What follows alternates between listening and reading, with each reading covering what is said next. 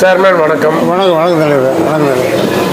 இந்த நகரில் குடும்பத்தோடு வந்து சாப்பிடக்கூடிய ஒரு உணவகம், நல்ல உணவகம் அப்படின்னு சேர்மன் ஹோட்டல் பெற்றிருக்கீங்க.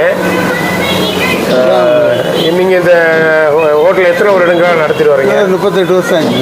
நடத்திட்டு வரீங்க. 38 வருஷம் ஆச்சு. சரி, 38 ஆண்டுகளாக நடத்திட்டு வரீங்க. மகிழ்ச்சியான தொழிலாக கருதுறீங்களா?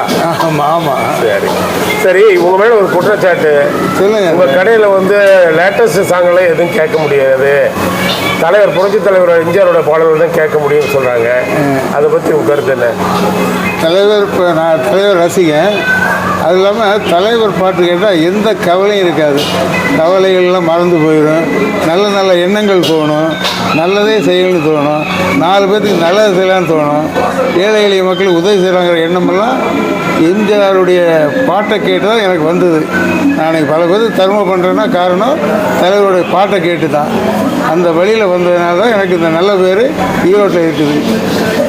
மகிழ்ச்சி. இதே மாதிரி தொடர்ந்து உங்கள் ஹோட்டலை நல்லபடியாக சீரும் சிறப்பாக நடைபெற உங்களுடைய வாழ்த்துக்கள். வணக்கம் வணக்கம் வணக்கம். நன்றி.